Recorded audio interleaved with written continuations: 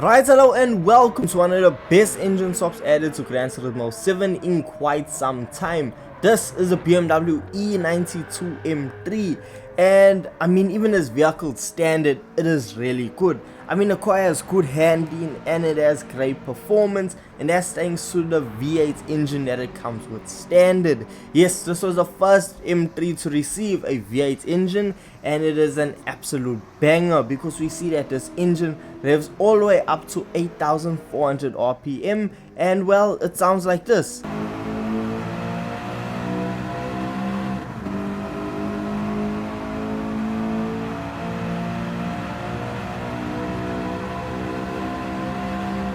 Doesn't that sound good? Now look, the BMW M3, when it comes to cornering in this vehicle standard, well, you can take it either planted, keep it very, calm, collected, get you around the corners, or you can have a bit of fun by just throwing the rear end out and having a big smile on your face, because with the M3 you can do exactly that. Now what I did also find with this vehicle was hints of understeer, which caught me off guard because I was expecting a lot more oversteer than understeer, but hey, looks like we are getting the best of both worlds. So with that being said, the BMW M3 bone stock is frankly a really good base vehicle. I mean, around Kyoto Driving Park, the vehicle sits in lap times around the 1 minute 52 second mark, which is honestly decent considering the fact that this vehicle came out in 2007. Well, the model we have is from 2007. It's not that far off the pace of modern vehicles. So the BMW M3 E92 is a great vehicle to start off with, and that's exactly what you need when you want to engine swap a vehicle.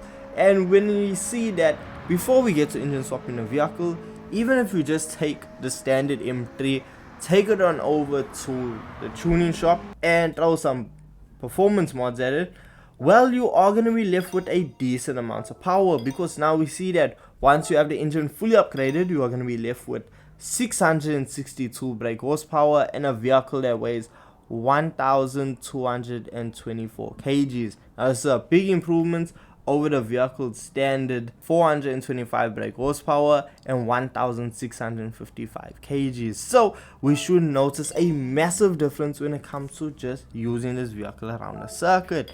But before we take it around the circuit, we need to check out the customization. And we see with the customization for the M3, we don't really have anything that'll really blow you away, because we see we have one option for the front splitter, side skirts, as well as a rear diffuser. But we have three options for a rear wing, which is wingless, type A, and your custom wings. So customization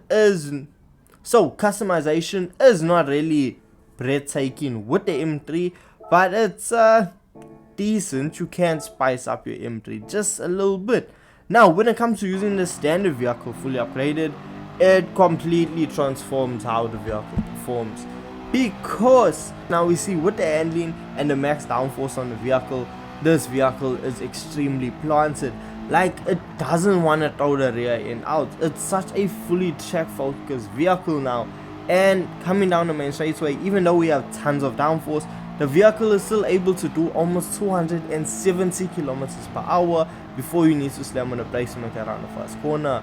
And just with it having max downforce, racing soft tires, it comes in at a performance points rating of 725 performance points, which frankly is not that high. Now we see for lap times, it sets in lap times around the 1 minute 34 second mark, which I consider to be a competitive vehicle. So with the vehicle being this good with its standard engine fully upgraded, how much of an improvement can an engine swap do?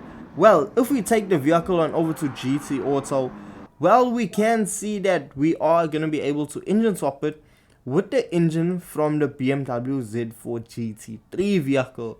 Now with this engine swap, it's just going to open a world of possibilities. But before we get into that, if you take the standard engine over to the tuning shop, you are going to be able to slap on a high RPM turbocharger, which will boost the vehicle's power up to 788 brake horsepower, which is not that much more compared to the standard engine being fully upgraded, but it is still a big difference, because we see when it comes to using around a circuit, the BMW now coming down the main straightaway is traveling at about 280 kilometers per hour before you need to slam on the brake.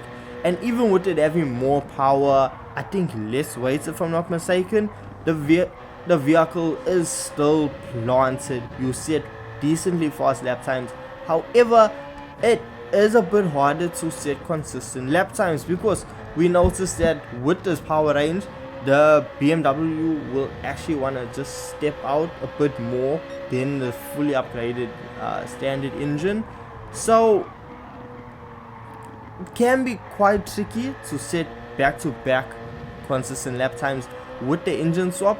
But one thing that the engine swap can do that the standard engine can't is be amazing at money grinding, because we see if we take this vehicle now on over to the WTC 700 around Le Mans, it is absolutely fantastic. With the vehicle on fuel map level 3, you will get 3 laps of fuel out of it, and you usually find vehicles going that fast.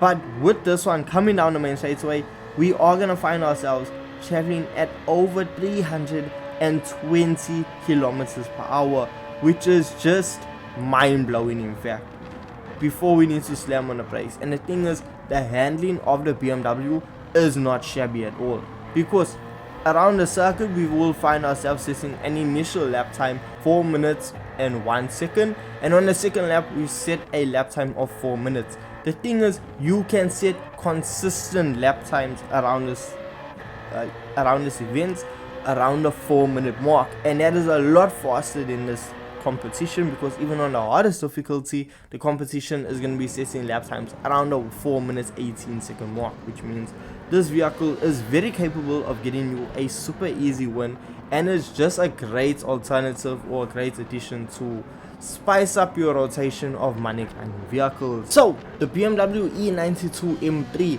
this vehicle, I mean, around Kyoto Driving Park, we saw that it sets a lap time around the 1 minute 32 second mark, which is just 2 seconds faster than the standard engine. So compared to the standard engine, you aren't really going to see that much more of an improvement when it comes to lap times. However, with fuel economy, that is the biggest improvement with this vehicle, and that's why I actually might find myself using this vehicle a lot more, because when it comes to Gran Turismo 7, money grinding is just such a big thing. And when you find a vehicle that is fun, decent, and can set fast lap times and has good fuel economy, well, you best believe I'm going to be using that vehicle a lot more. And that is exactly what this M3 offers now with this engine swap. Overall, I am a big fan of this engine swap. Now look, this engine swap is fantastic, but if I did have to engine swap this Z4 engine into a vehicle, well, I would be leaning more towards swapping it into the BMW M4. But hey, that's just a personal opinion. But what opinion I want to hear is from you in the comment section, telling me your experience with this engine swap. And with this being said, I will catch you guys in the next video. Peace.